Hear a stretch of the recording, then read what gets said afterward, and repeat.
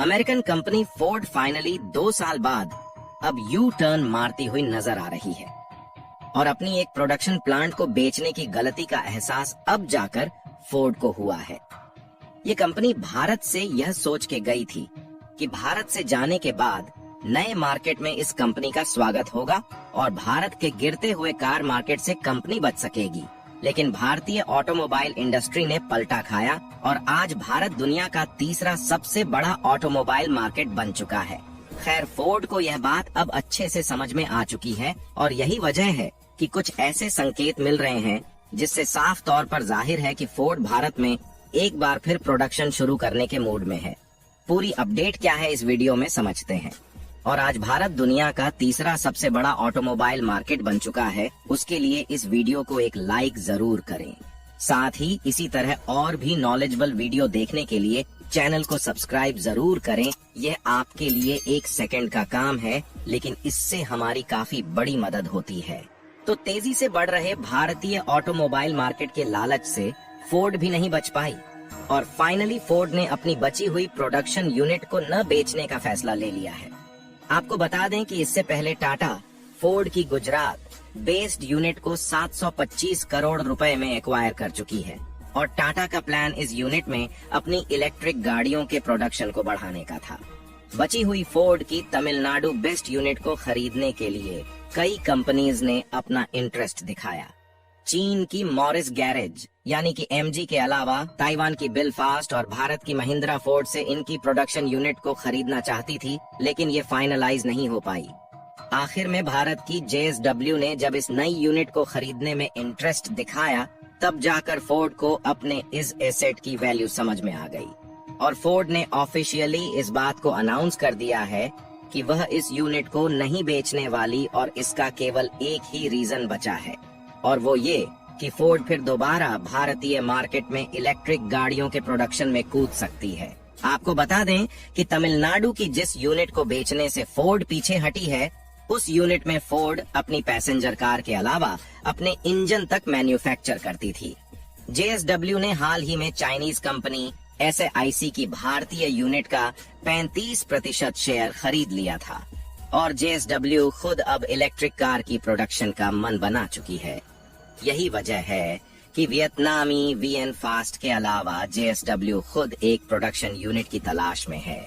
Ford ने पिछले साल यानी 2022 में भी भारत में री एंट्री मारने का मन बनाया था और पब्लिक डोमेन में यह खबर सामने आई थी कि फोर्ड इलेक्ट्रिक गाड़ियों के साथ भारत में कमबैक करेगी, लेकिन फिर दोबारा फोर्ड अपनी बात से पलट गई।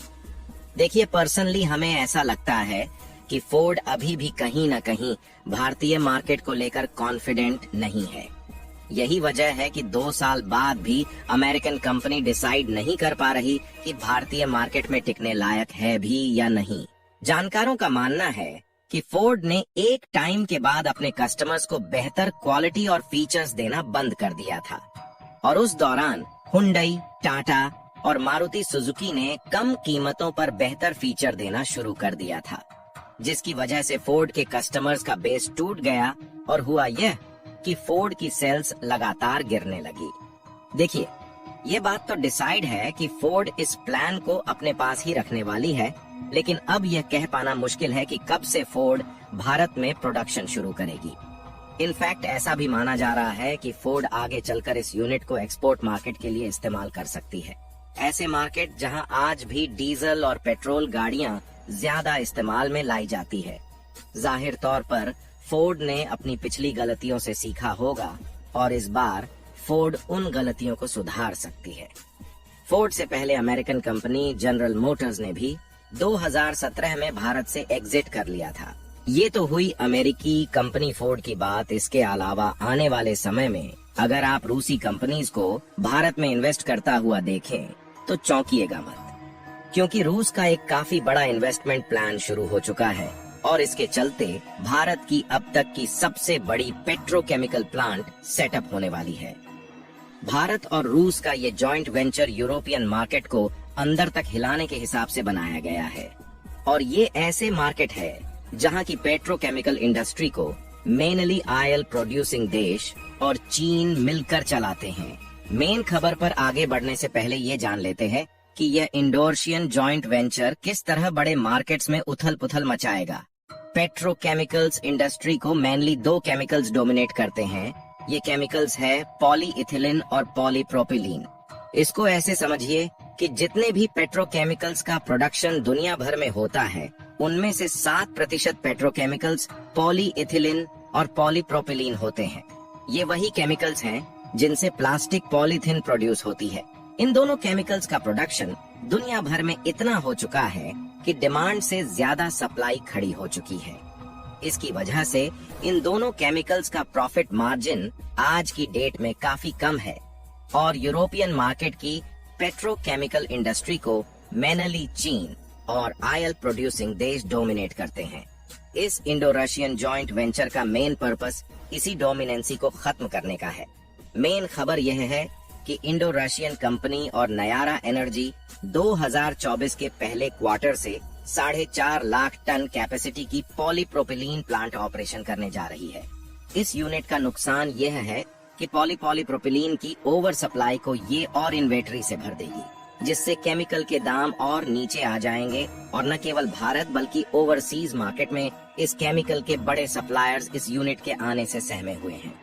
अब क्योंकि भारत में इसका ओवर प्रोडक्शन शुरू हो जाएगा, इसलिए जेबी चीनी सप्लायर्स को कड़ी टक्कर दे सकेगी और इसका सबसे बड़ा फायदा ऑयल प्रोड्यूसिंग देशों को भी होगा जो इस केमिकल के लिए क्रूड ऑयल सप्लाई करते हैं। एक डेटा के अनुसार 2030 तक पूरी दुनिया में 427 मिलियन टन पॉलीप्रोपिलीन की डिमांड होगी। मतलब ये कि डिमांड से 7 मिलियन टन ज्यादा पॉलीप्रोपिलीन का प्रोडक्शन दुनिया भर में होगा। आपको बता दें कि नयारा एनर्जी की ये प्लांट गुजरात की वडीनार में सेटअप होगी। वडीनार वही जगह है जहां भारत की 7% क्रूड ऑयल रिफाइनिंग होती है। जो लोग नहीं जानते उनको बता दें कि भारत ने 250 मिलियन मीट्रिक टन से ज्यादा क्रूड ऑयल की रिफाइनिंग कैपेसिटी मौजूद है और पूरे एशिया में भारत रिफाइनिंग के मामले में दूसरे नंबर पर आता है।